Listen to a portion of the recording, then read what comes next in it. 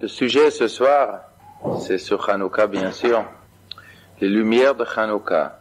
Chachamim étaient metaken après les grands miracles qui sont arrivés. À l'époque, les Hashmonaïm, ils ont arrivé à faire partir les Grecs d'Eretz Israël. Ils ont instauré une mitzvah d'allumer des bougies pendant 8 jours. À cause de l'histoire de cette fiole que tout le monde connaît, qu'ils ont trouvé une fiole avec de l'huile pure qui aurait pu brûler un jour, l'huile pour allumer la menorah dans le Beth Amikdash. D'après les forces de la nature, elle aurait pu brûler un jour, et c'est arrivé un miracle qu'elle a brûlé 8 jours jusqu'on a retrouvé, jusqu'on a eu le temps de préparer de nouvelles huiles pures. Donc, Chachamim, ils ont instauré une mitzvah pendant 8 jours, ce miracle-là, tu allumes des bougies. Mais quand Chachamim, ils instaurent une mitzvah d'allumer des bougies, une bougie, ça veut dire, tu éclaires quelque chose. Cette mitzvah, bien sûr, elle représente tout le phénomène du changement de l'époque. Avant, ils ont vécu les Grecs, avant, ils ont dominé les Grecs, c'est eux qui tenaient les klal Israël dans leurs mains. Leur but a été détacher le klal Israël de sa Torah, de ses mitzvot. Et une fois que les Hashmonaïm, ils ont pris le pouvoir, il y avait un changement dans la politique, il y avait un changement dans l'idéologie, dans la culture du klal Israël, et cette mitzvah, ce changement est représenté par l'allumage des bougies. Qui dit bougie, qui dit lumière, dit automatiquement obscurité. Le contraire de la lumière, c'est l'obscurité. Si l'époque de Hashmonaïm est définie par lumière, ça veut dire que l'époque pré-Hashmonaïm est définie par obscurité. Donc ça veut dire que la culture grecque, dans la parole de nos Chachamim, est définie par une obscurité. Et d'ailleurs, on trouve ce phénomène que la culture grecque est définie par obscurité dans différents endroits. Quand Chachamim nous parle au début de Maaseh Bereshit, il est marqué Bereshit bara Elokim et Hashamayim et Haaretz, Vaaretz hayta tohu vavohu v'choshech al pnei tohom, v'ruach Elokim marachefet al pnei hamayim v'yomer Elokim yihi or. Au début, Akadosh Baruch Hu, il a créé le ciel et la terre. Et la terre, quand elle a été créée, n'était pas dans une situation parfaite. Akadosh Baruch Hu n'a pas créé un monde parfait. Il a créé un monde imparfait qu'elle s'appelle Tohu Vohu, un état catastrophique, un état qui n'est pas du tout au point, V'choshech avec une obscurité, Tohom, un abîme. Tous ces adjectifs définissent, d'après nos Chachamim, des époques depuis la création du monde jusqu'à la fin du temps. Quand après il est marqué Vayomer Elokim Yehi Or, Hakadosh Baruch Hu, il est dit, ce sera les lumières, l'époque du lumière, chez les Goïm, les siècles de lumière, on appelle le 18e siècle. Pour nos Chachamim, l'époque de lumière, on appelle l'époque de Mashiach. Et depuis la création du monde jusqu'à Mashiach, il y en a des différentes époques, des étapes à passer.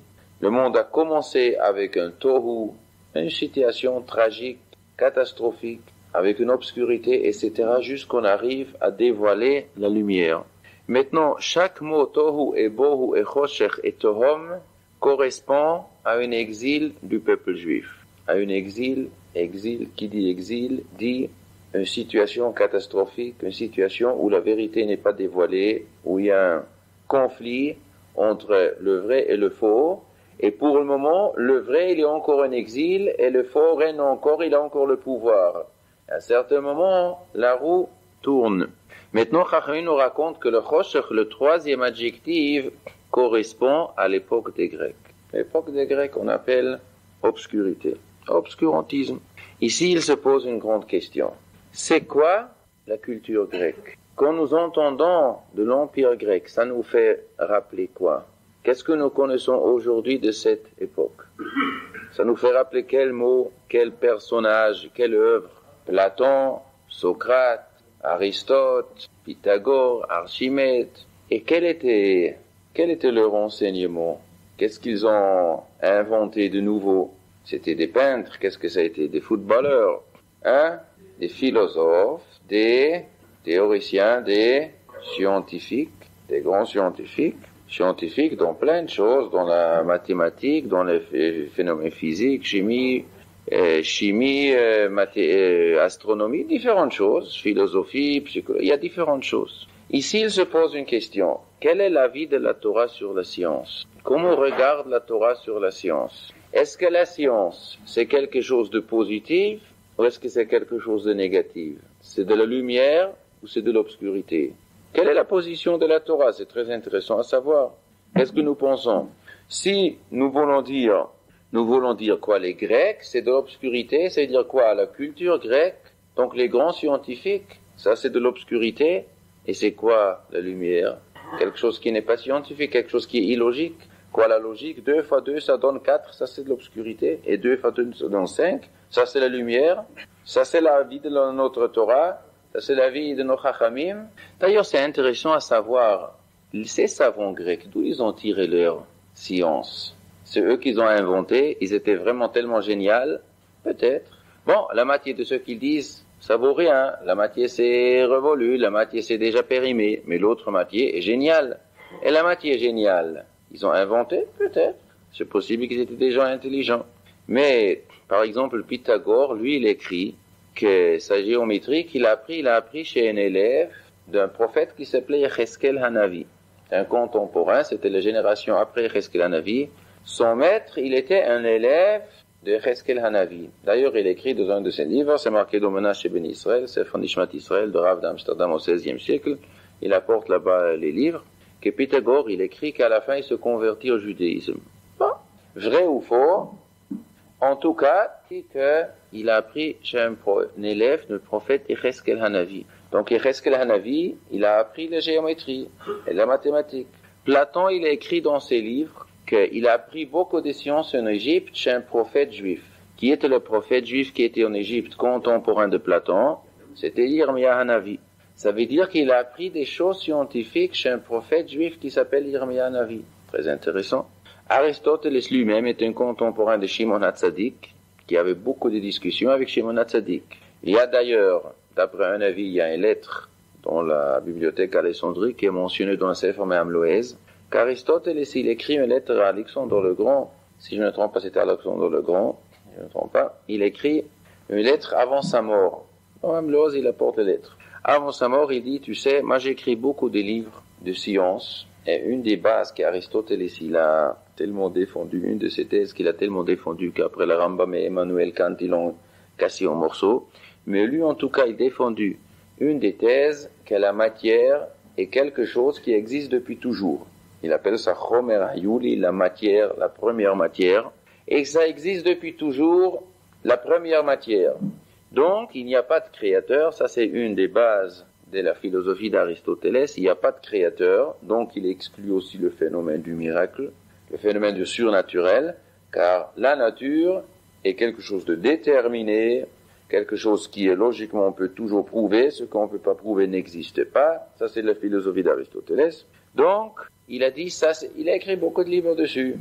Il écrit maintenant une lettre à la fin, avant de mourir, il écrit une lettre à Alexandre le Grand, il dit, tu sais, j'avais une longue discussion avec Shimon le Juif. Ce Shimon le Juif, il est marqué dans l'Agma, c'était Shimon HaTzadik, Shaya Mishar Anshe Knesset HaGdola, qui était le premier Kohen Gadol du deuxième temple.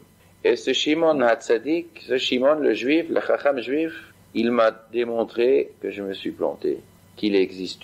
Lui, le phénomène du miracle, il m'a démontré que c'est pas possible ma philosophie, que la matière existe depuis toujours, et je regrette ce que j'ai écrit. Et il continue à écrire, je sais que je trompe le monde entier, tous mes élèves, que je leur ai bien inculqué dans leur tête ma philosophie.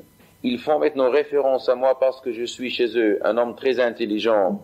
Donc ma philosophie que le monde n'a pas de créateur. Ils croient pouvoir se faire référer à un homme intelligent comme moi, mais moi-même, je retire mes thèses. Et depuis longtemps, je voulais te dire ça, seulement j'avais peur que si je dévoile ce que j'ai maintenant, ce que je pense maintenant, ils vont m'assassiner. Donc, je n'ai pas dit jusqu'à maintenant. Mais maintenant, de toute façon, avant que cette lettre arrive dans tes mains, moi je serais déjà mis dans l'armoire en bois, ça veut dire dans le cercueil, parce qu'il était avant de mourir. Donc, je voulais te dire ce que je pense maintenant vraiment, et continue de dire, je sais que je serai grillé dans l'enfer, parce que j'ai roulé le monde entier au nom de la science, au nom de l'intelligence, de la logique.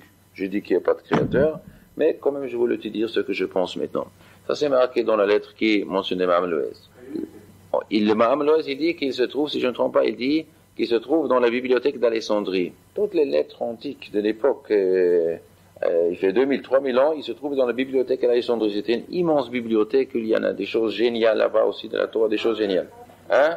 Oui, oui. Je l'ai d'ailleurs lu dans plusieurs livres, déjà j'ai lu cette lettre. Une c'est Mme Lehez, une de ces autres livres aussi, je me rappelle pas maintenant. Réfère à une partie, mais il y en a encore, même aujourd'hui, il y a beaucoup des œuvres très importantes de la bibliothèque d'Alexandrie. À Oxford, à Alexandrie, ce sont les deux, et à Rome, ce sont les trois bibliothèques les plus antiques avec des œuvres de grande valeur. Le Gaon de Vilna, lui, il dit autrement. Lui, il dit que les discussions de Shimon HaTzadik et Aristote, et c'est vrai que Shimon HaTzadik, il a prouvé noir sur blanc que lui, il a raison, et Aristote, il continuait à nier Dieu, même qu'il voyait la vérité en face. Comme ça, il dit le Gaon de Vilna. Il n'a jamais changé d'avis, même qu'il savait qu'il s'est planté. Bon. Mais la question, elle se pose. Les choses scientifiques, est-ce que c'est de l'obscurité ou est-ce que c'est de la lumière? Si nous disons que Platon, il a appris beaucoup de choses chez le prophète Yirmiyah, si Pythagore, il a appris chez Cheskel-Hanavi, donc il semble que les prophètes, ils étaient aussi armés avec la science. Et d'ailleurs, comme ça, il écrit le Rambam, que tous les prophètes, pour accéder à la prophétie, quand le Rambam, il dresse le tableau d'un prophète, il dit, c'est un homme qui a une immense connaissance, une logique très pure, un horizon très large dans toutes les sciences. Ça inclut bien sûr la mathématique, l'astronomie. Dans la Gemara, on voit que les Chachamim, le Rambam dit que les Chachamim, les prophètes et les premiers Chachamim à l'époque de Tanaïm, ils avaient beaucoup de livres de toutes sortes de sciences. Et ils ont enseigné ça à leurs élèves. Et on va dans la Gemara, il y en a des choses formidables dans la science. Quand la Gemara, elle parle sur Kiddush Lavana à calculer les calculs astronomiques, la lune, le soleil, c'est jusqu'au centième de seconde exact la calcul de la Gemara, jusqu'à le grand astronome arabe, qui fait 2000 ans en arrière, quand lui il a dévoilé ça dans son livre en arabe, la calcul, le molad, le nouvel mois et tous les calculs, on lui a demandé d'où tu sais. Il dit, j'ai appris ça chez les Juifs. Et j'ai demandé aux Juifs qui vous a raconté ça. Ils ont répondu, on a entendu ça de nos prophètes. Le Rambam, il écrit qu'un prophète, c'est quelqu'un qui a une immense connaissance scientifique. Il connaît de plus haute astronomie jusqu'à la moindre petit détail dans la nature. Il connaît la sociologie, la psychologie, la chimie, les mathématiques, tout ça. Et après, il connaît la Torah parfaite. Et après aussi, la partie ésotérique de la Torah. Ça, c'est dans la connaissance que le prophète, il a besoin d'avoir. Sinon, il n'a pas accès à la prophétie. Dieu ne parle pas avec les imbéciles. Il ne parle pas avec les gens qui ne sont pas instruits. Il semble que aussi par des études parallèles, par des études de Shlomo HaMelech qui a écrit beaucoup de livres scientifiques. Le Ramban, il dit que Shlomo HaMelech, il a tiré la science à travers la Torah. Shlomo HaMelech, c'était l'homme le plus intelligent. Comme ça, il a écrit le Ramban au début de la Torah, que toute la science de Shlomo HaMelech venait de la Torah. Mais il semble que les prophètes, après Shlomo HaMelech, ils ont déjà appris beaucoup de choses des livres de Shlomo HaMelech. Et des autres livres sûrement, des livres de Goïm aussi, ceux que les autres trouvaient aussi. Le Rambam dit que ces livres n'étaient pas transmis plus tard. Les prophètes, ils avaient ces livres, et après on nous a pas transmis ces livres de science. Pourquoi? Le Rambam n'explique pas pourquoi. Il y a une explication du Chazon Ish. Pourquoi les Chachamim n'ont pas transmis tous ces livres des scientifiques? Car ils avaient peur que la science va tomber, quand les Juifs ils sont partis en exil, que ça va tomber dans la main des Goïm. Et si on développe la science très fort, on va trouver dans la force de la nature des immenses forces inconnues, et que tant que l'exil dure, et tant que le mauvais penchant existe dans le monde, les gens ils risquent d'utiliser les immenses forces qui se trouvent dans la nature pour détruire des autres, pour faire des armes, pour gagner des guerres. Alors ils n'ont pas voulu que la science elle sera trop développée. Chez eux, ils utilisaient que pour les biens, mais quand ça tombe dans la main goy, ça peut tourner au vinaigre. Et aujourd'hui, on voit comment ces paroles ils étaient géniales. On voit que parce que depuis 150 ans, la technique a été tellement développée qu'on est arrivé à fabriquer la bombe atomique. Maintenant, imaginons-nous que nos chachamim, ils auraient donné déjà les clés de la science, il fait 2000 ans en arrière. Alors la bombe atomique aurait été construite, il fait 1900 ans en arrière. Alors nous, on n'aurait été pas ici dans la rue Saulnier aujourd'hui. Depuis longtemps, quand les Américains, ils avaient fabriqué la première bombe en 1942, et bien en 1945, elle a déjà éclaté. Ils pouvaient pas retenir plus que 3 ans leur joker. ils avaient marre avec les Japonais, avec ça y est, ils ont dit arrêtez votre guerre, et ils voulaient pas arrêter ces kamikazes là-bas. Ils ont dit on va vous étaler par terre, ils voulaient pas écouter, paf, ils ont sorti leur joker et la guerre était finie. Imaginons-nous qu'il fait 1900 ans en arrière, la bombe atomique aurait été déjà dans le monde. Alors combien de guerres, combien de l'eau a déjà coulé dans la Seine depuis ce moment? Alors, bien sûr, la planète aurait déjà sauté depuis longtemps.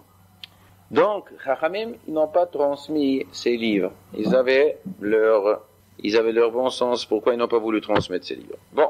En tout cas, pour revenir, si les prophètes, ils regardaient sur la science tellement positive qu'eux-mêmes, ils étudiaient. D'ailleurs, pourquoi ils ont étudié? Pourquoi ils ont étudié la science? Qu'est-ce que ça leur rapporte? Qu'est-ce que ça leur rapporte? Alors, le Rambam, il écrit au début de Yesodei HaTorah, il y a 2 mitzvot dans la Torah qu'on n'a pas besoin de faire une action pour les faire. Les 2 mitzvot sont la base de la Torah. Une mitzvah, elle s'appelle craindre Dieu. Une mitzvah, elle s'appelle aimer Dieu. Après, le Rambam, il écrit quelle est la façon que l'homme, il arrive à craindre Dieu. Quand il parle craindre, c'est pas craindre l'enfer. Pas craindre de faire la contraire de Dieu et après il va me punir. Ceux qui craignent l'enfer, ils craignent pas vraiment Dieu, ils craignent l'enfer. Mais pas le Dieu. L'enfer, c'est pas Dieu. Mais craindre Dieu, c'est quelque chose de beaucoup plus élevé. Alors le Rambam, il écrit quand un homme, il est en train d'apprendre des choses scientifiques et il regarde la créature et la création, il regarde chaque créature, les miracles et les choses fantastiques qui se trouvent dans le cosmos, qui se trouvent dans une graine, dans une pomme, dans n'importe quelle cellule vivant dans l'œil humain. Comment c'est fantastique aujourd'hui, avec toutes les techniques photographiques qu'on a, on n'arrive pas à fabriquer quelque chose de tellement fantastique qu'un œil humain. L'œil humain, il est 1 million fois mieux, plus sophistiqué que le meilleur appareil de photo aujourd'hui. Et toutes les choses sont tellement fantastiques dans la science, quand l'homme, il regarde ça, il va derrière le créateur, comment il est fort, comment il est intelligent, comment il est dominant, et comment c'est un génie. Et comment il disait, après le Rambam, il écrit, quand l'homme, il s'approfondit dans ce phénomène, il se remplit avec une immense envie de connaître son créateur, et il le craint, et il comprend que lui, il est très petit, l'intelligence humaine est très mince, et rien, zéro, vis-à-vis des génialités d'Akadosh Baruch Hu, cette immense force. Et après, l'homme, il craint Dieu, il commence à l'aimer, il voudrait le connaître plus. Ces paroles que le Rambam écrit à Einstein, plus ou moins, il dit la même chose dans son livre. Il dit d'abord que même si tous les scientifiques du monde vont continuer à développer la science encore 1000 ans, ils vont arriver à dévoiler les forces de la nature qu'à une toute petite partie infime de ce qui se trouve vraiment dans le monde. Et il dit, devant cet être, devant cette force qui a créé l'univers, il est plein d'admiration et émerveillant, et ils sont, comme il est petit, devant celui-là. Et il a dit, il a la plus grande admiration devant cet être parfait qui a créé le monde.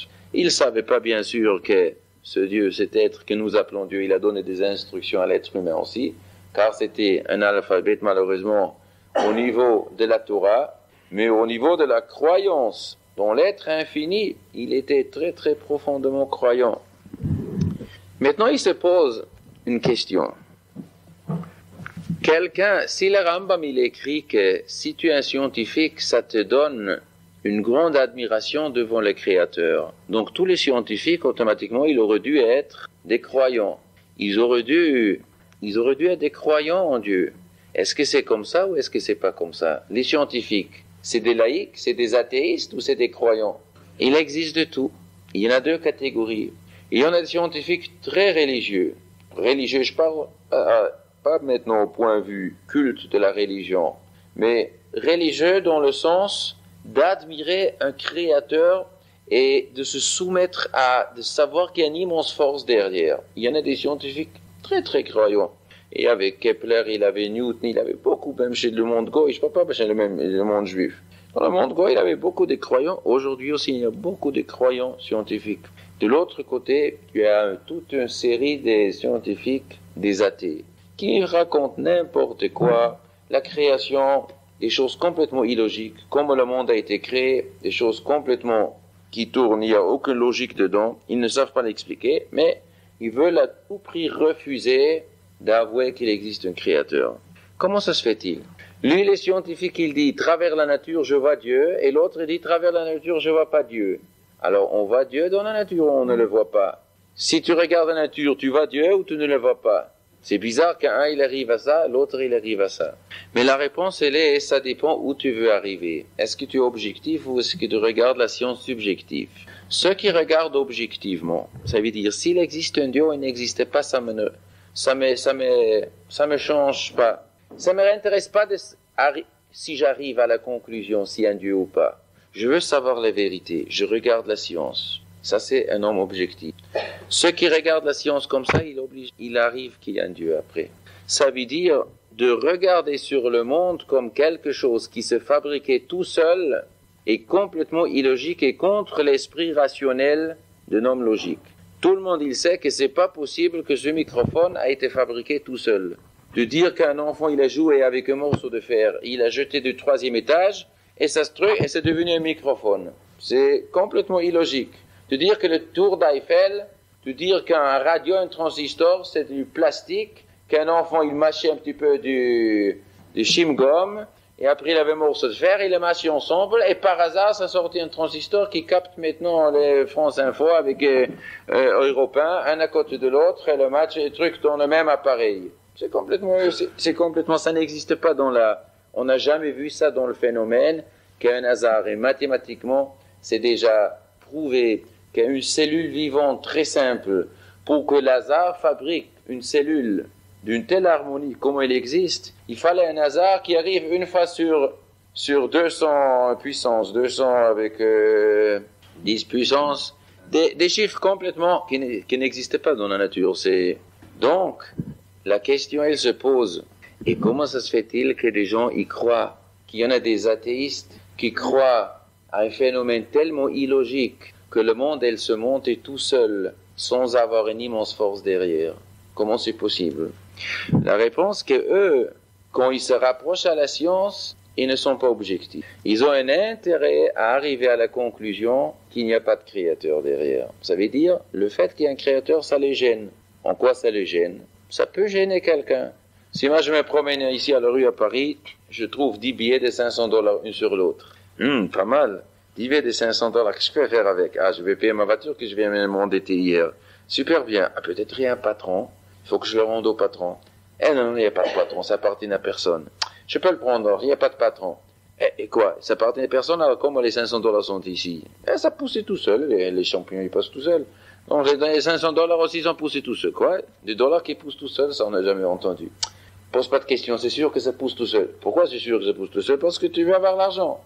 Quelqu'un qui est affamé, qui rentre dans la forêt, 3 jours il n'a rien à manger, il trouve un château. Super bien, il rentre dedans, ouvre le frigidaire, trouve un bon jambon avec des gefilte fish dedans. Super bien, on n'a qu'à manger ici. Ah non, on n'a pas le droit de manger, il faut que je demande d'abord le patron. Le patron, il cherche, il trouve pas. Donc sûrement il n'y a pas de patron. Alors je peux manger, j'ai pas besoin de demander permission, pas besoin de payer parce que j'ai faim. Mais doucement quoi, s'il n'y a pas de patron, alors comment ce château il est arrivé ici? Ça poussait tout seul. Et le frigidaire, il a poussé sur l'arbre. Et il est tombé dedans. Et le jambon, les oiseaux, ils l'ont emporté ici. Et il est le plastique qui est autour. Le plastique, c'est comme le fromage, il s'enveloppe avec un truc, comment ça s'appelle là, autour du fromage là. La croûte, ce plastique pousse tout seul sur le jambon.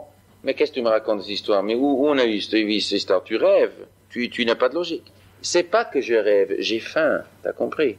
Moi j'ai faim, je veux demander. Donc ceux qui a faim, qui veut demander, on ne pose pas de questions. Comment tu es arrivé à sa conclusion qu'ici il n'y a pas de patron? C'est complètement illogique. La logique, c'est parce que j'ai faim, c'est tout. Ça veut dire, si quelqu'un il veut profiter de quelque chose et il ne veut pas être en dissonance avec le phénomène, il faut pas voler, il faut pas s'approprier de quelque chose qui m'appartient pas. Pourquoi on joue avec la lumière? Non, c'est Hanouka, il faut laisser la lumière.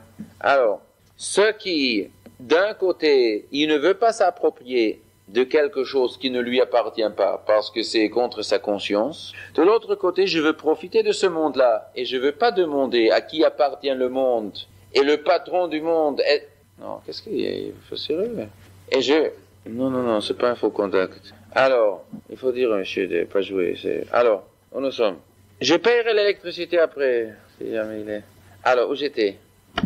Ceux qui veulent profiter dans ce monde-là sont demandés si le monde a un patron et si il faut demander peut-être permission et de quelle façon il faut utiliser ce monde. Il veut pas, il veut profiter et profiter et profiter et il veut pas qu'il y ait un patron qui se mêle, qui me dit qu'est-ce que je peux prendre, qu'est-ce que je dois payer, combien je dois payer pour mes profits. Alors j'ai la tendance de dire qu'il n'y a pas de propriétaire, il n'y a pas de patron, donc ça me donne la permission de faire ce que je veux. Ça c'est le phénomène. Même qu'en vérité, c'est complètement illogique de regarder sur la créature comme il n'y a pas de patron.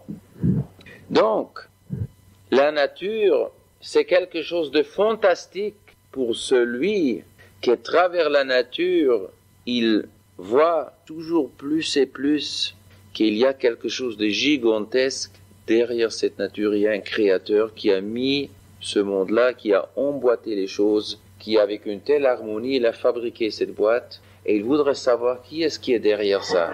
Et quand il cherche qui est derrière, c'est tout à fait logique que ce qui est derrière, il a créé ces choses-là avec un certain but.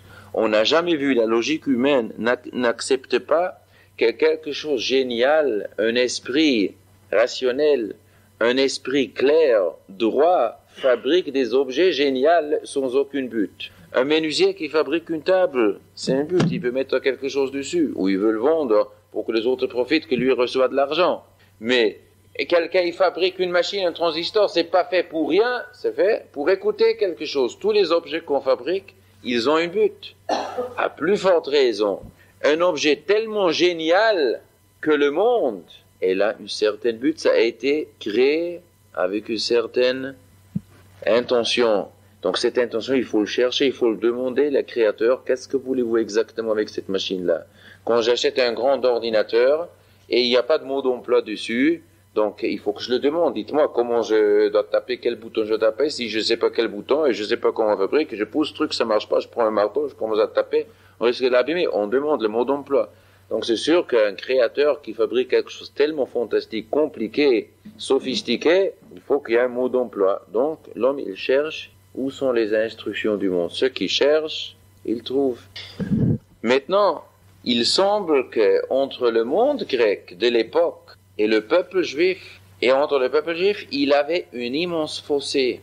Les deux, ils avaient des grands scientifiques. Dans les deux parties, aussi chez les juifs, aussi dans le monde grec. Et Aristoteles, il nie le créateur. Et il apprend la science chez des prophètes, et chez les prophètes, toute la connaissance scientifique a été faite dans le but d'arriver de craindre encore plus le créateur et le voir.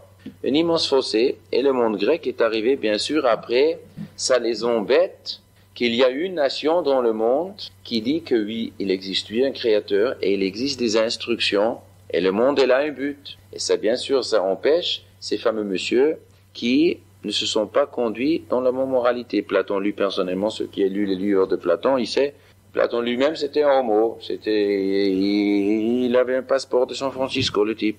Aujourd'hui on aurait dit qu'il était séropositif. En tout cas, lui, personnellement, il y a plein de chapitres chez lui et qu'il donne des louanges, etc. Je ne veux pas dire le pire des péchés qui existe. Sur Socrate, on raconte qu'un jour, il est rentré dans une boîte de nuit d'Athènes, ressemblait à peu près la même chose qu'ici à Paris. Il rentre dedans, alors un des élèves, il l'attrape. Il dit, monsieur le philosophe, vous nous avez expliqué tellement beau la futilité, la bêtise de ces histoires-là. Et comme un homme tellement grand, qui enseigne tellement des choses géniales, vous allez maintenant de vous conduire. Alors Socrate lui a répondu, fais ce que je t'enseigne et ne fais pas ce que je fais.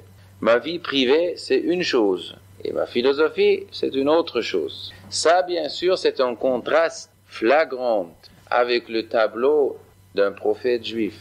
Car quand le Rambam, il parle, c'est quoi un prophète juif? Il dit, d'abord les connaissances, ce que je disais avant, les connaissances de ce qui se trouve dans l'univers sont très larges, très profondes, fantastiques. Et après, le Rambam, il ajoute, maintenant il y a une deuxième chose dans le prophète, qu'il domine son mauvais penchant tout le temps. Et jamais le mauvais penchant arrive à le détourner et de l'amener dans un acte immoral. Il a une force de caractère absolue et toutes les parties, toutes les faiblesses humaines n'ont plus aucune force sur lui, car il les domine entièrement. Alors l'homme qui domine la science entièrement, qui domine la moralité, la patience entièrement, lui, il a accès après que Dieu, il parle avec lui et lui transmet des messages. Ça, c'est le tableau du prophète. Ce qui est prophète et il domine sa moralité, lui n'a pas d'intérêt de vouloir nier Dieu. Chez lui, c'est le contraire. Chez lui, toute sa science lui amène à une croyance encore plus profonde en Dieu. Mais ce que sa moralité a infecté, c'est blessé, alors lui, il a la tendance de nier. Comme il disait le copain de Freud, il écrit dans son livre, « Moi, avec Freud, on se mit comme but de vouloir prouver que tout ce qui se passe dans la psyché de l'être humain est quelque chose de déterminé, qui ne laisse presque pas de place pour que l'homme il peut choisir entre le bon et le mauvais. Ce sont des impulsions qui sont innées, qui poussent l'homme presque, c'est difficile à les enlever. Et on avait intérêt d'interpréter ça de ce soin, d'arriver à ces conclusions, car on a voulu libérer l'homme de sa conscience morale vis-à-vis de SEX. Comme ça, il écrit noir sur blanc, sans se gêner. Il dit, on avait un intérêt d'arriver à ça. Car s'il n'y a pas, lui aussi il niait Dieu, lui aussi il niait les influences célestes que, etc., la conscience morale éternelle, ça il niait. Il était intéressé de nier car il voulait libérer les gens de ce complexe qui est la punition, plus tard, ça. Il voulait arriver, qu'on veut arriver à quelque chose, bien sûr, quand je vais arriver que 2 fois 2 ça donne 5, eh bien ça donnera. Vous connaissez les types là, un expert comptable, il cherche un comptable. Mettre une affiche dans l'actualité juive. Cherche expert comptable. 3 juifs, ils arrivent, ils attendent dans la salle d'attente. Le premier, il rentre. Bonjour monsieur. Vous savez compter bien? Bien sûr monsieur. Et dites-moi combien de fois ça donne 2 fois 2? Il dit, ça donne 4. Il dit, je peux pas vous donner le poste. Bon, il sort. Et puis il dit, nous, il t'a pris? Non, il m'a pas pris. Pourquoi? Je sais pas, qu'est-ce qu'il a, il vous pose, il m'a demandé 2 fois 2, je dis 4, il dit, il me prend pas. Le deuxième, il rentre. Combien ça donne 3 fois 3? Il dit, ça donne 9. Il dit, je vous prends pas. Excusez-moi. Il sort. Qu'est-ce qu'il t'a demandé? Il me demande 3 fois 3, je réponds 9 et il me prend pas. Le troisième, il rentre. Combien ça donne 4 fois 4? Il dit, attendez, monsieur. Il se lève, il tire les rideaux, il va à la porte, il ferme la porte. Combien voulez-vous que ça donne? Il dit, voilà, ce comptable-là que j'ai besoin. Bien sûr, tu veux pas payer tes impôts, eh ben, tu feras les chiffres de la façon comme tu veux. Tu arranges les chiffres à ta manière et Aïka qu'on paye pas les impôts. Quand les Grecs après, ils étaient en Eretz Israël, on dit l'ashkicham toratecha ou lavir amechu koretzonecha. Ils essayaient de détacher le peuple juif de la Torah et des mitzvot. De quelle façon ils essayaient? Ils terrorisaient. L'histoire dans la Gemara, elle est pleine. Les Grecs, ils venaient en Eretz Israël, ils massacraient tous les juifs religieux. À Yerushalayim, ils faisaient massacrer 400 000 juifs. Chaque juif qui avait mezouza, on le tuait. Chaque juif qui mettait les tefillin, chaque juif qui enseignait la Torah, chaque personne qui faisait la mila, son fils, il était massacré systématiquement. Tout le monde qui était religieux était massacré. On était obligé d'être un machalel Shabbat, on était obligé de manger chazir. À chaque place publique, il faisait une effigie d'Antiochos Epiphanos, qui était l'empereur, qui se faisait passer par un dieu. Il a conquis le monde entier, donc ça monte la richesse et l'honneur et le pouvoir, il monte dans la tête. Alors ça tape sur le système. À la fin, le type, il croit qu'il est surhumain. Et alors tout le monde est obligé de se prosterner devant lui. Chaque place, il me faisait un hôtel. On est obligé de sacrifier un PORC. Alors, chez toutes les nations dans le Proche-Orient, il n'y avait pas de problème. Ils échangeaient leurs idoles avec l'idole d'Antiochos, parce qu'échanger bidon avec bidon, c'est la même chose. Alors tout le monde se pliait. Mais quand il est arrivé en Eretz Israël, il voit là-bas une nation, une culture, une religion, quelque chose de formidable, des grands scientifiques, des gens très intelligents, qui sont autant intelligents qu'eux, dans la science, dans les connaissances, dans la psychologie, dans tout, ils sont autant intelligents, sinon pas plus, mais ils ont une religion, quelque chose de formidable, une moralité formidable. Ils parlent des instructions célestes, et que l'homme ne peut pas se permettre que d'après eux, Platon c'est un rigolo, Platon c'est un des dernières c'est un type faible, c'est un type, d'après eux, Aristote c'est quelqu'un qui avait un esprit trouble, qui a déformé toute la vérité, et les Juifs, le premier, pas de question, se prosternent pas devant Dieu. Un être humain, il se fait passer par l'être infini, il se fait passer par un Dieu, pas du tout, pas de question, c'est un rigolo, il a le pouvoir pour quelques années, et dans quelques années, il va être massacré comme tous les dictateurs du monde. Alors il rigolait sur ce phénomène, cet esprit qu'un homme il se fait passer par un Dieu. Et, bien sûr, on ne se pliait pas à cette religion-là. Ça les mettait hors soi, ils étaient furieux, donc ils ont décidé, on va les tous massacrer, et on est obligé de manger les chazir. Là, on nous raconte, ils obligeaient les Juifs de manger les PORC. Il avait le vu Elazar, que le nous raconte, 90 ans, il les mettait sur la place publique, et le gouverneur romain, il est venu, il a demandé, s'il vous plaît, monsieur le rabbin, mangez ce morceau de chazir, mangez le cochon, et après, vous allez être l'exemple pour tous les Juifs qui sont ici, pour tous les jeunes, qu'il faut être moderne, il faut se plier à son temps. Et lui, il a dit, qu'est-ce que voulez-vous? C'est 90 ans que je suis religieux, maintenant je vais changer. Ils ont dit, mais on va vous tuer, monsieur, si vous ne faites pas. Il dit, mais qu'est-ce que c'est si me tuer? Si vous me tuez pas, dans quelques années, toutes ces ans, j'ai mon billet à son retour pour le ciel. Alors, qu'est-ce que ça change maintenant si vous m'enlevez maintenant la vie après? Alors, ils ont demandé, alors d'accord, on va donner de la viande cachère. Mais au moins, on va dire que c'est de la viande pas cachère. Vous allez donner un exemple à la jeunesse que eux mangent de la viande pas cachère. Mais en vérité, c'est cachère, parce qu'on comprend, monsieur le rabbin, vous pouvez pas trahir votre religion. Elle a dit, mais c'est dommage, monsieur. Vous croyez que je vais trahir la religion vis-à-vis de la jeunesse? Mais non, il n'y a pas de question. Elle s'est marquée, ils l'ont coupé la main, les pieds, crevé les yeux. Bon, il est mort. Un parmi tous ces centaines de milliers de martyrs. Mais il y a ici quelque chose de très intéressant à analyser. Nous disons que nous voyons que la nature ne peut pas se monter tout seul. La nature, c'est quelque chose, comme il disait Aristote, il disait, la nature, ce sont des lois déterminées qui marchent toujours le même système et ça existe depuis toujours. Nous disons, ça ne peut pas exister depuis toujours. Pourquoi ça ne peut pas exister toujours? La Rambam, il descend Aristote, Emmanuel Kant, il a massacré encore plus, et Einstein, il a enfoncé le clou encore, qu'il ne reste plus rien d'Aristote. Pourquoi? La Rambam, il dit, la matière est forcément quelque chose limité. Chaque matière a sa limite. Cette table, il est fini ici, il est fini ici, il est fini ici, il est fini ici. Cette table, à un certain moment, il n'était pas table, il était bois. Cette table, un jour, n'existera plus, parce que la matière n'existait pas éternellement. Einstein, il a expliqué les paroles de Rambam encore plus. On sait que chaque matière, c'est des électrons qui tournent. Et les électrons, c'est de l'énergie.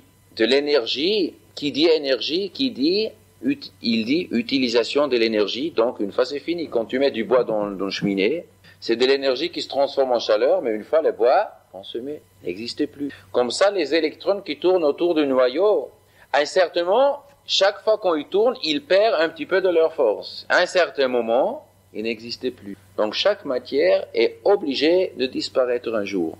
Même le soleil que nous avons, il ne faut pas croire qu'on peut se bronzer éternellement à la plage de Deauville. D'après les scientifiques, il faut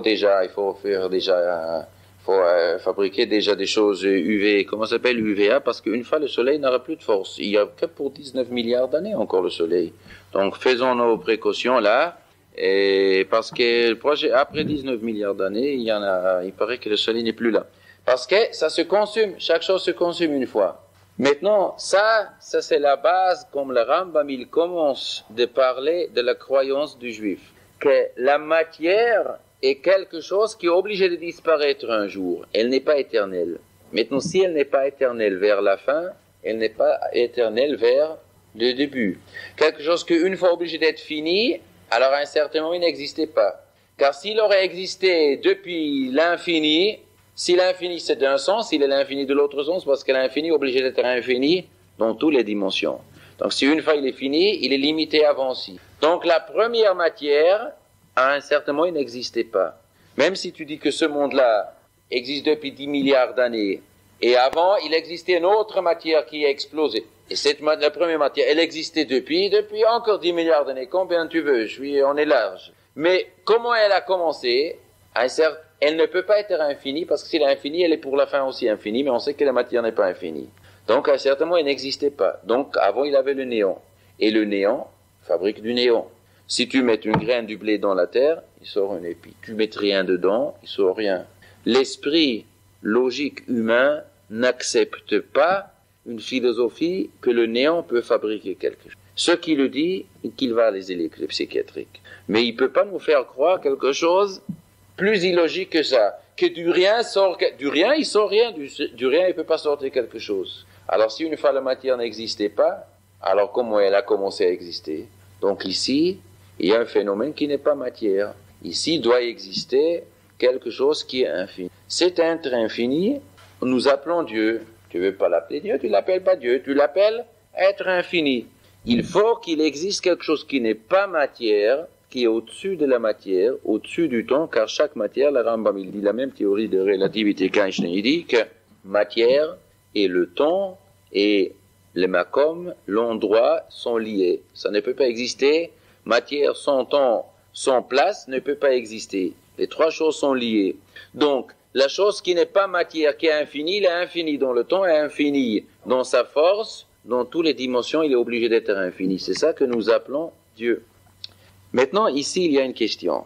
Nous disons qu'il faut qu'il y ait un être infini qui a créé le monde fini, la création.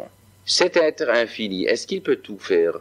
S'il est infini, il est illimité. C'est l'être illimité. Bilti tachlit. Alors, il y a une question.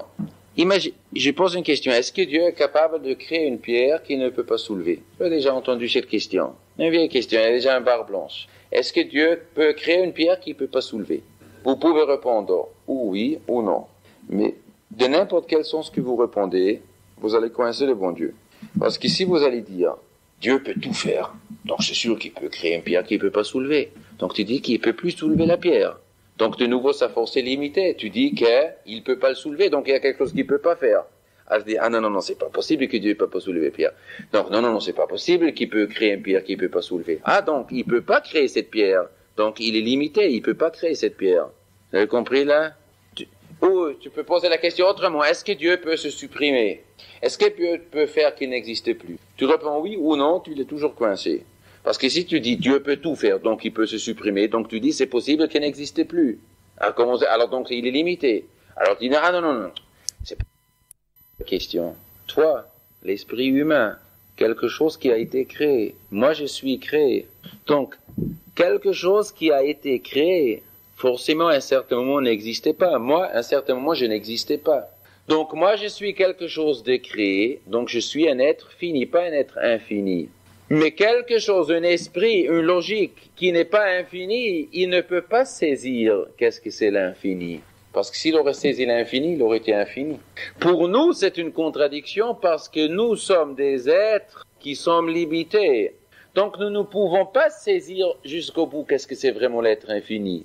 Mais l'être infini, pour lui, c'est pas contradictoire. Comment c'est possible que Dieu, il peut tout faire et il peut aussi faire qu'il se supprimait, et quand même ça n'est pas une contradiction avec sa infinité, ça c'est l'être infini, que pour lui il n'y a pas de contradiction dans ses œuvres. Mais nous, comme nous avons un esprit fini, nous ne pouvons pas saisir. On arrive toujours à une contradiction, à une limite des forces, parce que nous ne peut pas comprendre autrement. Alors ici se pose une question, si c'est comme ça, comment nous savons qu'il y a un être infini? Si on ne peut même pas le saisir, le Zohar il dit, à toi, à Kadesh Baruch Hu, de saisir l'être infini, on ne peut pas du tout comprendre comment c'est. Alors, comment nous savons qu'il existe un être infini? Alors, le secret, il est, l'homme avec sa logique peut arriver jusqu'au point où il y a le point de jonction entre l'être infini et le fini. Ça, on appelle le Sodat Tzimtzum. L'être infini a créé une création qu'elle-même, elle est limitée. Mais il y a un point de jonction entre Dieu et la créature. L'esprit humain peut arriver jusqu'à ce point, le point de jonction. Et on est jusqu'au point où là-bas commence l'infini. Ça veut dire, quand je dis jusque là où il commence, je ne parle pas commencer géographiquement, mais je parle jusqu'à la compréhension, il s'est obligé qu'il y a un créateur qui est infini. Car si la créature était finie, il n'aurait pas pu créer ça parce qu'à un certain moment il n'existait. S'il aurait été fini, il n'aurait pas existé à un certain moment, et s'il n'aurait pas existé à un certain moment, il n'aurait pas pu se créer. Donc, je suis obligé d'accepter à 100% qu'il y a un être qui est infini, qui n'est pas soumis à aucune limitation. Mais comment c'est possible que ça existe, c'est infini? Et qu'est-ce que c'est exactement? Ça, je ne sais pas. Mais je sais qu'il est obligé d'exister. Ça, jusqu'à ici, l'esprit humain, c'est le début de la création. Le début de la création vient de ce qu'on appelle le point de jonction entre l'être infini et l'être fini. Et comment Dieu il a créé la création? Alors ici, la Kabbalah, la partie ésotérique nous explique quelque chose qui ressemble très très fort à ce qu'Einstein disait dans la matière. Einstein disait comme ça. C'est quoi la matière? La matière, en vérité, c'est de l'énergie, c'est de la lumière ralentie. Si tu prends la matière et tu tournes les électrons plus vite, ça se transforme en énergie pure, ça devient de la lumière. Si tu prends de la lumière et tu vas faire tourner les électrons moins vite, tu les mets en ralenti, ça va devenir de la matière. La matière, c'est de la lumière qui tourne au ralenti. Ça, c'est de la matière. Ça, c'est dans le monde physique. Et on peut le faire à Genève, il y a les CERN, là-bas, ils ont toute une machine là, pour tourner les choses plus vite et plus vite, les électrons, et ça se transforme à la fin en énergie pure. Énergie pure, ça, c'est la lumière. Ça, c'est dans le monde physique. Maintenant, la Kabbalah nous dévoile encore un secret. Que toute la matière, et même la lumière que nous avons, c'est de la lumière ralentie. Car il existait une autre lumière beaucoup plus haute que la lumière que nous avons. Il existe la lumière de le premier jour de la création, qui est avant la création du soleil. Le soleil a été créé mercredi. Mais le dimanche, lundi, mardi, il existait déjà une lumière qu'on appelle la lumière du Olam Haba. Cette lumière de Olam Haba n'est pas quelque chose qui existe depuis toujours, il existait encore avant quelque chose, le En Sof, la lumière d'infini. Akadosh Baruch Hu est infini, c'est aussi une lumière. Qu'Akadosh Baruch Hu il a fait tourner au ralenti, c'est devenu la lumière éternelle du Olam Haba.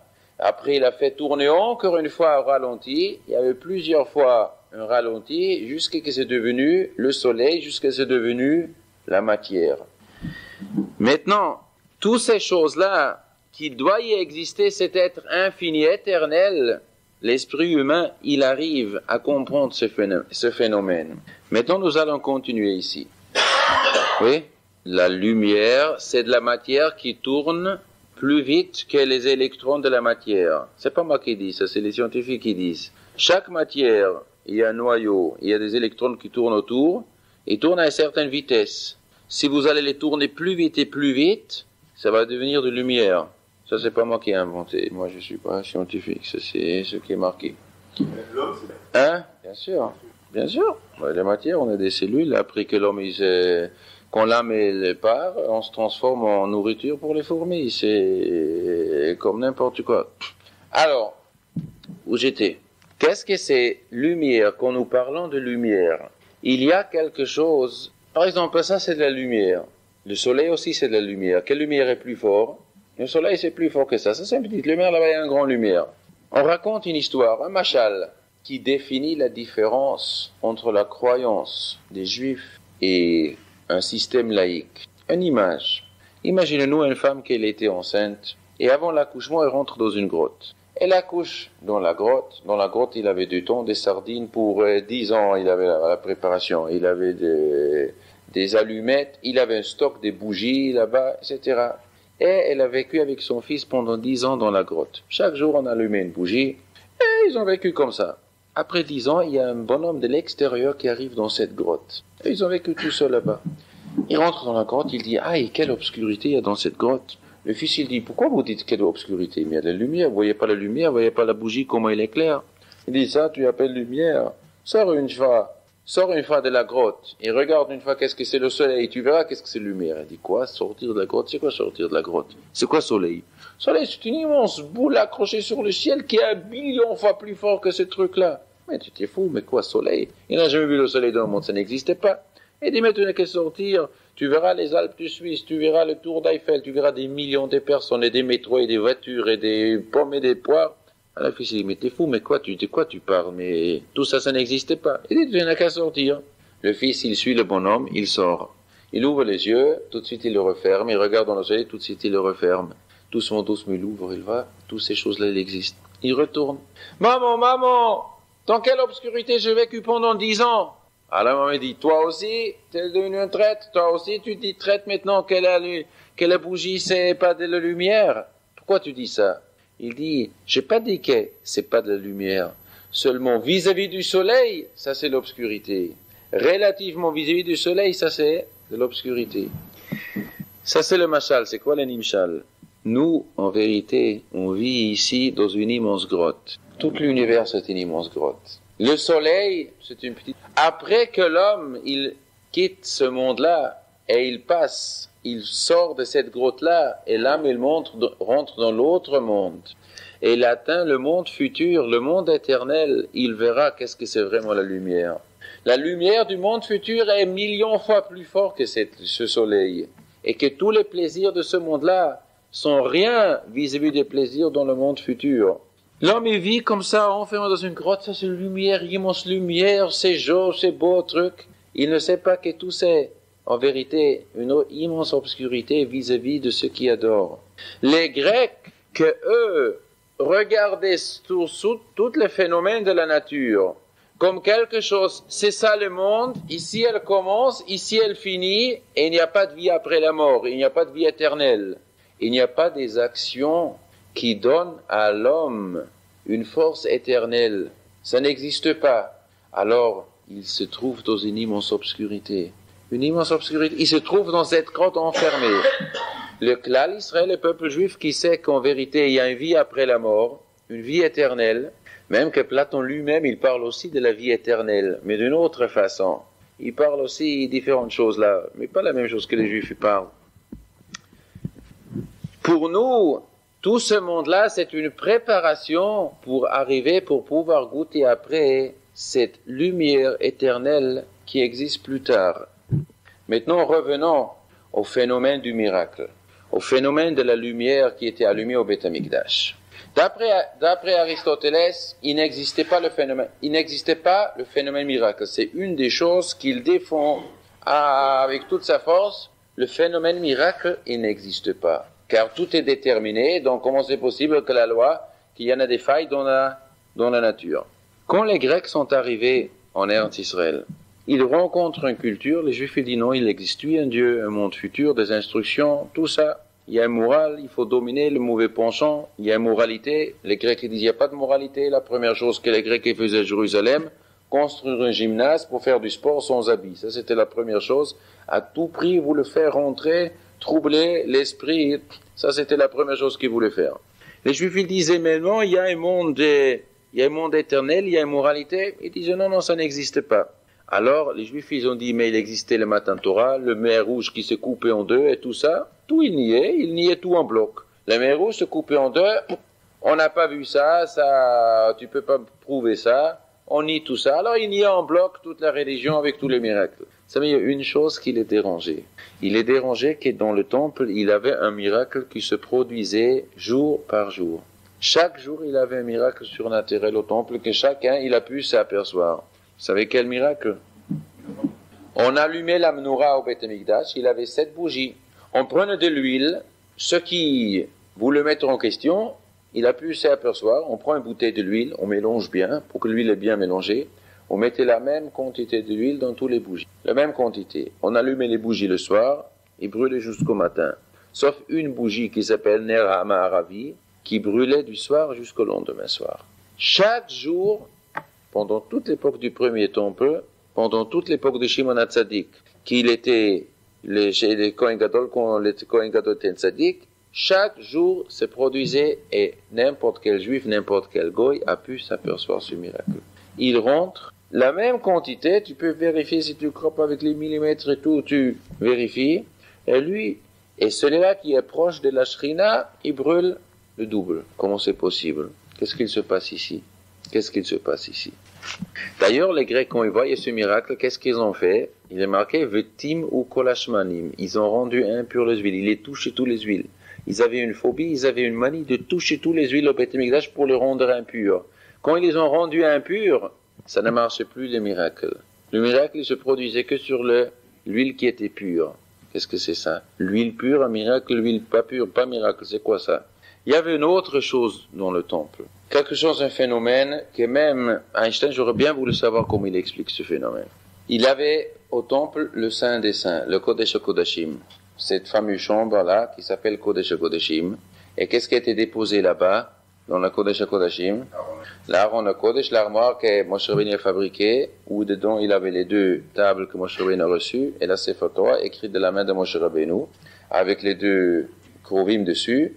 Et quand Moshe Rabbeinu il a reçu le téléphone d'Akadosh Baruch Hu, l'Akadosh Baruch Hu lui a téléphoné pour lui donner les instructions de la Torah, la voix céleste sortait mi ben shnei akruvim de Aaron HaKodesh. Et ce Saint des Saints, c'est l'endroit où personne n'a le droit de rentrer que le Kohen Gadol, l'homme le plus saint, le Yom Kippour, le jour le plus saint, et alors l'endroit le plus saint, l'homme le plus saint, le jour le plus saint, il peut rentrer. Une fois que tous les Juifs ils ont fait tchouva, tout le monde se débarrasse des péchés, lui il rentre là-bas. Ce point-là, il est arrivé quelque chose d'intéressant. Le Kodesh HaKodashim, il avait les dimensions de cette chambre étaient 10 amot sur 10 amot. 10 amot longueur, 10 amot largeur. 10 amot, ça fait 5 mètres. Une petite chambre. Pas l'Élysée, là-bas, le truc est plus grand que ça. S'il est plus important, je sais pas. En tout cas, on verra. 5 mètres sur 5 mètres. 10 amot sur 10 amot. L'Aaron HaKodesh, il avait quelle mesure? 2 amot largeur. 2 amot et demi largeur, 1 amot et demi, 2 et demi longueur, 1 amot et demi largeur. Maintenant, dites-moi, monsieur les mathématiciens, si de ce mur jusqu'à ce mur-là, c'est 10 amot, et cette table-là, il a 2 amot et demi, donc du mur jusqu'aux tables, ça donne combien? 3,75. Donc, il fallait trouver du mur jusqu'au Aaron 3,75, l'armoire 2,5, 3,75 dans l'autre mur. Eh bien, on prenait quelque chose pour mesurer. Il avait un phénomène. Du mur jusqu'à Aaron, c'était 5 amot. Du mur jusqu'à Aaron, 5 amot. La Aaron, 2 amot et demi. Et du mur jusqu'au mur, 10. Dans la largeur, on a 10 amot largeur. Et la Aaron, il a 1 amot et demi. Donc, combien on doit trouver du mur jusqu'à Aaron? 4,25. Eh bien, on mesurait du mur jusqu'à Aaron, 5. Du mur jusqu'à Aaron, 5. La Aaron, 1,5. Et tout ensemble, 10. Comment c'est possible? Que ça la Gemara nous raconte, c'est la Gemara qui dit, comme ça a été. On a pu mesurer, ceux qui ne croyaient pas, ils pouvaient mesurer. Comment c'est possible? La Gemara nous raconte, Midat Aaron enomina minyan, que la Aaron ne prenait pas de place. C'était une masse, c'était un objet qui ne prenait pas de place. C'est quoi ça? Où t'as déjà vu une masse d'un objet qui ne prend pas de place? Ici, il y avait un phénomène. C'est vrai, la matière, la créature, toutes les choses créées dans ce monde-là, ils sont obligés de prendre une certaine place. Mais la Aaron HaKodesh était le point de jonction entre le monde fini et le monde infini. Quand nous faisons la prière, toutes les prières, ils passent au Kodesh HaKodeshim et là-bas, ils montent au ciel. Toute la bénédiction céleste descend dans la Aaron HaKodesh HaKodeshim et ici, ça éparpille dans le monde. Le monde céleste, qui est plus haut que le Makom, l'espace, et le monde terrestre, il se rejoint. C'est pour ça quand Dieu, il parle avec Moshe Rabbeinu pour lui donner les instructions qui ont comme but d'amener l'homme dans le monde infini. Quand l'homme, il fait la Torah mitzvot, il acquit des valeurs éternelles qui sont après récompensées dans le monde infini. Ce point de jonction où Dieu parlait avec Moshe Rabbeinu, ce Aaron HaKodesh, il ne prenait pas de place. Ici, il y en a 2 mondes qui se rejoignent. Et le Kohen Gadol, qui est l'homme le plus saint du peuple juif, l'homme qui domine son mauvais penchant au maximum, ceux qui vivent une vie dominée la nature, le jour le plus saint où tous les juifs ils se débarrassent de leurs péchés, ils rentrent dans l'endroit le plus saint et ils touchent le monde infini. Il arrive jusqu'au monde, jusqu'au point de jonction, il apporte le ktoret, l'encens, et là-bas, toutes les mitzvot et toutes les bonnes actions des Juifs montent là-bas au ciel et attachent le peuple juif au monde infini. Et à ce moment-là, Dieu il pardonne le péché et les âmes juives ils sont purifiées et ils s'accrochent au monde infini. Ça, c'est la avoda du Kohen Gadol Yom Kippour. Maintenant, chaque jour, ce miracle que la nature laisse la place pour quelque chose d'infini, se produisait avec l'huile de la menorah. L'huile brûlait plus que devrait brûler normalement. Maintenant, il y a ici quelque chose de formidable avec l'huile. Il y a un flacon de l'huile que Moshe Rabbeinu il a préparé, qui est marqué dans Parshat Kitissa, Shemen Mishchat Kodesh Ze'il Dorotechem. Il a préparé 12 hin, à peu près 12 litres, d'une certaine huile, Kodesh, marqué 11 fois le mot Kodesh pur, saint. Et avec cette huile, on enduisait tous les objets du Mishkan, tous les objets du temple. Avec cette huile, on enduisait tous les grands prêtres, le Kohen Gedolim, et tous les rois juifs. Et jamais il manquait un goutte, la Gemara nous dit. Cette quantité que Moshe Rabbeinu préparait était assez pour enduire tous les objets, des milliers d'objets dans le temple, chaque cuillère, chaque fourchette, chaque table, chaque planche, dans le Mishkan. Chaque chose était enduite avec cette huile, et toujours la même quantité restait, et jamais elle diminuait. Et toute cette huile existe encore, que le roi Yoshé Melech il a enterré, et quand le Melech HaMashiach va venir, lui il sera ouin, c'est pour ça il s'appelle Mashiach, le Messie qui gouvernera sur le monde, qui aura le pouvoir de gérer ce monde-là, d'accrocher toute l'humanité à Akadosh Baruch Hu, de soumettre toutes les nations et tout le peuple juif aux instructions divines et nous soulever. Cet homme-là, il reçoit un pouvoir céleste au moment qu'on le oint avec cette huile de Moshe Rabbeinu. Et cette huile se trouve dans toute sa quantité, tout son volume. La question se pose, tu prends de l'huile, tu l'utilises, on utilise des choses avec, alors cette huile est obligée de diminuer. Comment ça se fait-il que cette huile reste? Ça veut dire qu'il existe des choses qui sont top saints, qui sont au-dessus de la loi de la nature. Ils ne diminuent pas. Tu peux les utiliser. Combien de rois David et Melech étaient oints avec cette huile? C'est pour ça qu'il a reçu ce pouvoir de gagner toutes les guerres et de se soumettre tout le peuple juif à la Torah. Il avait une immense force de sainteté qui dominait dans sa génération. Le Melech HaMashiach, il aura ça aussi. Ça veut dire qu'il existe des forces de pureté dans le monde qui sont au-dessus de la nature. Les gens qui vivent plus haut que la nature, qui dominent les faiblesses de la nature, ils ont après oint avec cette huile qui est aussi plus haut que la nature. Et les Grecs, ils essayaient à tout prix casser ce phénomène, car pour eux, ça n'existait pas que l'homme il domine la nature, que l'homme il est plus fort, que l'homme il résiste. Ils voulaient pas ça. Ils voulaient détruire la sainteté du peuple juif. Donc ils rendaient impurs tous les huiles, alors l'huile perdait ce caractère de pouvoir être plus haut que la nature. Quand les Hashmonaïm, que eux ils étaient, Matityahu Kohen Gadol, le chef des Hashmonaïm, qui lui-même il était un élève de Shimon HaTzadik, ce même Shimon HaTzadik qui a mis par terre la idéologie de Aristoteles, ce même Shimon HaTzadik, que lui, il était allé contre ce phénomène de expliquer la nature seulement qu'il n'y en a pas un éternel, une force éternelle. Ce Shimon HaTzadik, il avait comme élève Matityahu Kohen Gadol. Et il est marqué, les Hashmonim, ils ont trouvé un petit flacon de l'huile, scellé avec le sceau de Kohen Gadol, que le goy ne pouvait pas toucher.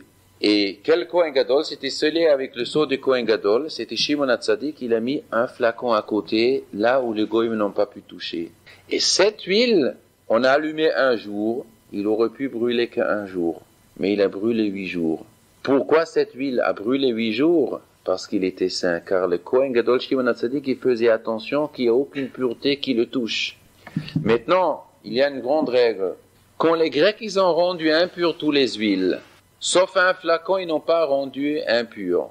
Il y a une règle qui dit, ils n'ont pas pu toucher cette huile. Ça a été scellé, ça a été fermé, ils n'ont pas pu toucher ça. Les choses, les événements qui arrivent aux objets saints reflètent la situation du peuple juif. C'est une grande règle dans la Torah. Je m'explique. Imaginons-nous un Sefer Torah, Chas v'Shalom, il est brûlé. C'est une preuve que la communauté a brûlé la Sefer Torah. Un Sefer Torah qui par hasard est brûle dans le feu, ça veut dire les gens, ils n'ont pas fait attention, ils ont eux-mêmes brûlé. Et ça annonce une catastrophe, Chas v'Shalom, sur la communauté. C'est pour ça, il faut faire un jeûne quand un Sefer Torah brûle. Chaque fois qu'on les louchot, les 2 tables qui étaient cassées, quand Moshe Rabbeinu les a laissées tomber, il les a cassées, ça a été reflété que les Juifs ils faisaient le veau d'or, que les Juifs ils ont brûlé la Torah. Et ça a annoncé aussi une catastrophe. Qu'est-ce que vous dites? Oui, bien sûr. Bien sûr, l'Holocauste, c'était pas Là-bas, il avait des gens qui étaient religieux. Là-bas aussi, il avait des gens qui n'étaient pas religieux. En Pologne, vous croyez que tous les gens en Pologne étaient religieux avant la guerre? 70% eu transgressé les Shabbats. En Pologne, avant la guerre, pas, je parle pas au 18e siècle. Mais au 20e siècle, vous prenez la statistique, comment c'était en Pologne, combien des gens ils s'en foutaient de la Torah. Chez les Ashkenazim, avant la guerre, c'était terrible. Il y avait beaucoup de, mais en Allemagne, la source venait d'Allemagne, à Berlin. Berlin était 98% assimilé. L'Allemagne, tous les pays de l'Europe, ils étaient assimilés. La majorité était assimilée. En Russie, en Hongrie, partout. La majorité, il y avait une minorité qui était religieuse, la majorité était assimilée. C'était catastrophe. Mais, ce que je voulais dire, vous parlez de l'Holocauste. Le 1er novembre 1938, il avait en Allemagne la loi, la nuit des cristal. Connaissez? Que tous les synagogues, tous les Sifrei Torah, ils étaient brûlés. Dans toute l'Allemagne. Ça veut dire quoi? Ça veut dire que des Juifs d'Allemagne, ils ont brûlé la Torah. Et ça, c'est comme les tables quand ils étaient cassées. Ça reflète que les Juifs, ils faisaient le veau d'or. Et ça annonce, après les Juifs, ils étaient condamnés morts après les Hegel. Alors la Kristallnacht, c'était un avertissement que vous, les Juifs, vous transgressez la Torah. Et c'est un avertissement très grave. Ça, c'est une grande règle vis-à-vis de plein de choses. Chaque fois qu'un objet saint tombe dans les mains impures, ça veut dire que les Juifs, ils sont tombés dans la main impure. Ils se sont pas conduits correct. Maintenant, qu'on dit, les Grecs ont touché tous les huiles et ils ont arrivé à rendre impurs tous les huiles. Ça veut dire, l'huile pure représente le peuple juif aussi. Ça veut dire, ils ont arrivé à rendre impur le peuple juif. Et c'est pour ça, ces objets saints sont tombés dans leurs mains. Mais quand on dit qu'il y avait un flocon scellé avec le sceau de Kohen Gadol, que les Goïms n'ont pas pu toucher, ça reflète une toute petite minorité, un petit groupe dans le peuple juif qui n'était pas influencé par les Grecs, et ça, c'était les Hashmonaïm.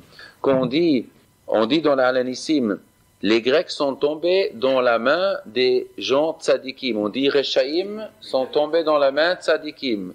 Rabim biadmatim. Une grande nation, des millions des soldats armés jusqu'aux dents chez les Grecs sont tombés dans la main de quelques centaines de tzadikim faibles, un poignet de gens qui luttaient pour défendre la Torah.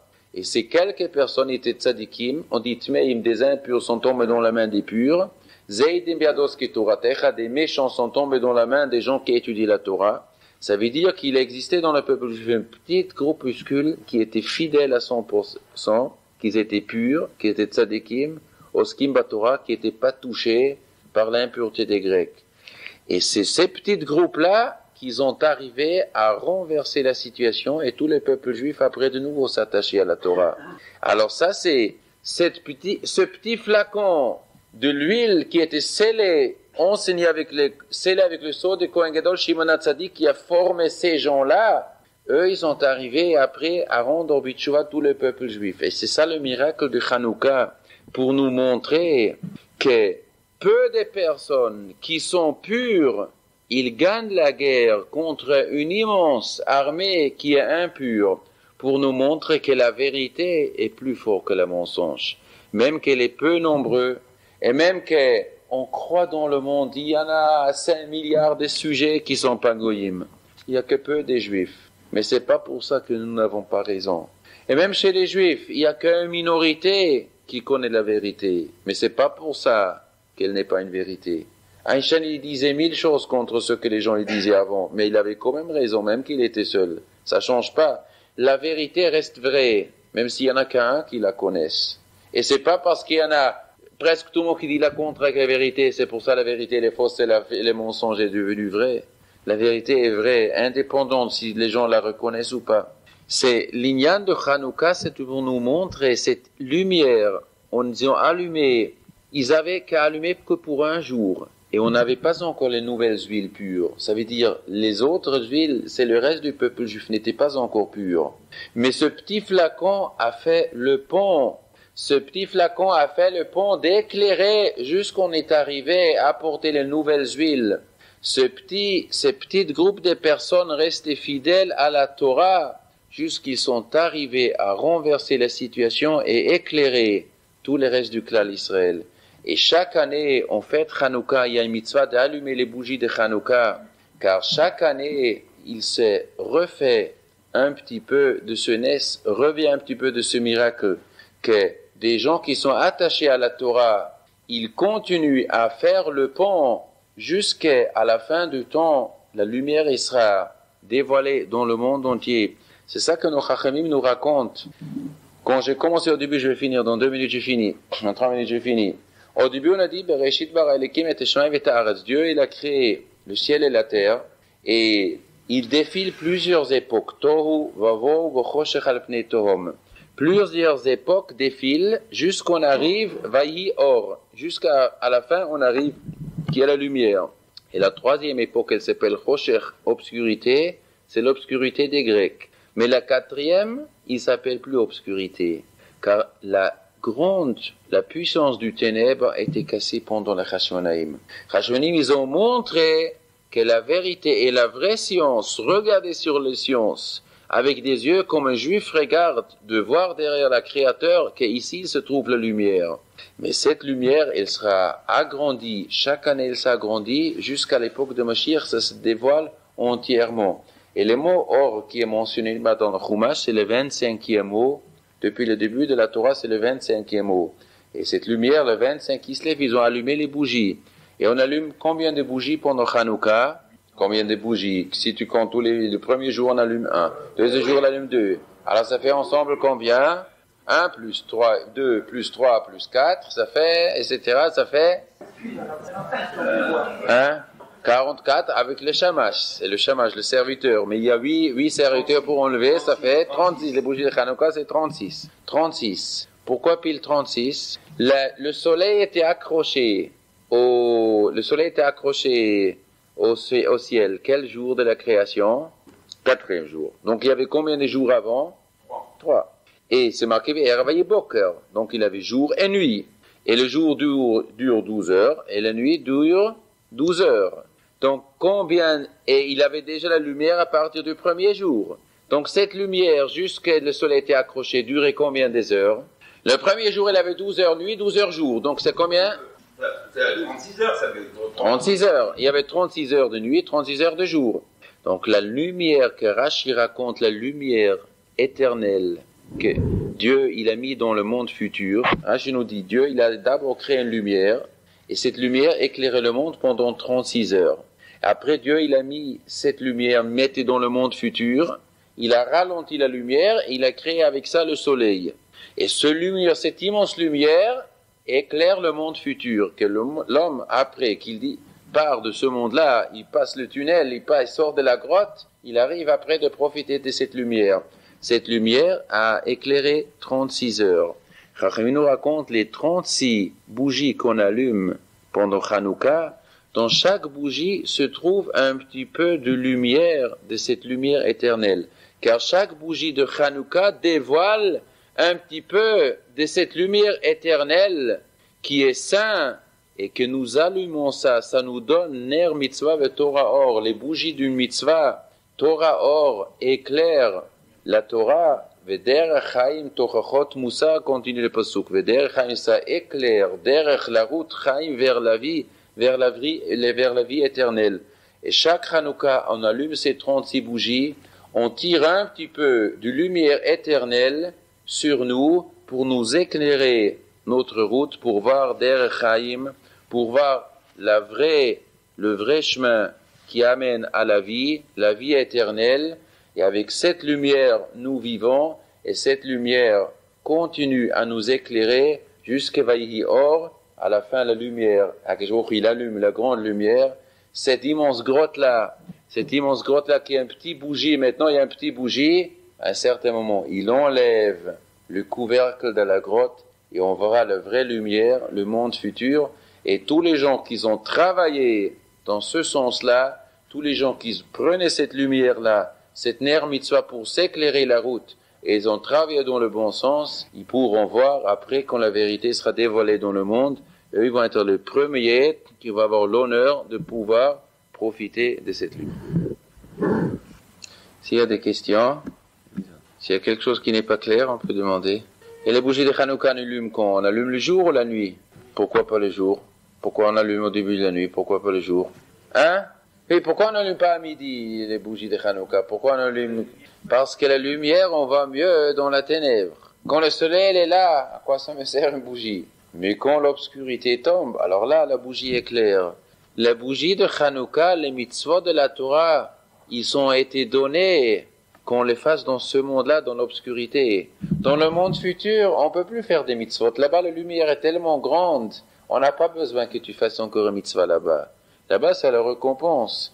Les mitzvot que l'homme y fait dans cette obscurité qui nous entoure, ce aveuglement qui aveugle tellement les gens qui marchent dans l'obscurité, les gens qui ne savent pas comment il faut vivre, pourquoi on vit, à quoi ça sert la vie, qu'est-ce qu'il est bon, qu'est-ce qu'il est mauvais, qu'est-ce qu'il est droit, qu'est-ce qu'il est tordu, qu'est-ce qu'il est honnête, qu'est-ce qu'il est malhonnête, qu'est-ce qu'il est utile pour ma vie et qu'est-ce qu'il est inutile, qu'est-ce qu'il me détruit, qu'est-ce qu'il m'ajoute. Dans cette obscurité, là, il faut la Torah, là, il faut les mitzvot, là, les mitzvot nous éclairent, là, la Torah nous éclaire, les bougies de Hanouka n'allument, quand c'est l'obscurité autour de nous, là, la lumière de la Torah nous éclaire. Bon, s'il n'y a pas de questions, oui. Alors, j'ai parlé, vous dites que les scientifiques sont athées. Je ne sais pas, j'ai pas fait une statistique, mais il y en a beaucoup de scientifiques très croyants. Il y a beaucoup de scientifiques très croyants. Faut pas croire. Nous croyons, il nous semble que tous les scientifiques sont athées. C'est pas vrai. C'est pas vrai qu'ils sont tous athées. Il y en a beaucoup de croyants. Il y en a des croyants, il y en a pas croyants. Ça dépend s'il veut connaître la vérité ou il veut pas. Ceux qui veulent pas connaître la vérité, car il veut vivre à sa façon-là, alors il dit, je ne reconnais pas Dieu. Mais pas parce qu'il a des preuves scientifiques. Scientifiquement, c'est illogique. Être athée, c'est scientifique. Parce qu'il est obligé de croire à des choses illogiques. Il est obligé de croire qu'il existait un Big Bang, il existait un début du monde tout à fait bizarre, inexplicable. Il veut croire à quelque chose d'illogique. Mais la religion est quelque chose de très logique. Nous croyons quelque chose de logique. Eux, ils croient quelque chose d'illogique. C'est eux les grands croyants en vérité. C'est eux qui ils accusent les religieux d'être des croyants. Mais en vérité, c'est eux des croyants. Ils croient à quelque chose d'illogique. Parce qu'ils n'ont pas d'explication rationnelle pour expliquer ça. Ouais. J'ai entendu que dans le Midrash, c'est écrit que le jour de l'Évite est allumé en fait à Rosh Hashanah. Quoi que? Le jour de l'Évite est allumé à Rosh Hashanah. J'entends pas. Chandelier, oui. Il vient allumé pendant un an, jusqu'à Rosh Hashanah suivant. Chandelier, où? Beth Amikdash? La menorah restait allumée avant. Elle restait allumée un an. Chaque jour, on allumait la menorah. Chaque jour, on est allumé. Chaque jour, on allumait la menorah. C'est marqué dans le Chumash, Baboka, Baboka, Yachen, Kohen. Et Ben Arbaim, chaque soir, le Kohen, il allumait les menorahs. Et ça éteignait le matin. Une bougie restait jusqu'au soir. Au soir, et après, on mettait des nouvelles mèches. Des 7 lumières qui restaient jusqu'au soir, on allumait les autres. Et après, on l'éteignait lui-même. Et on éteignait, on mettait de nouvelles mèches et on la réallumait. Ça durait 1 minute pour changer le truc. Et après, de nouveau, le lendemain matin, chaque soir, on allumait les bougies. Comme ça, marqué dans le Chumash.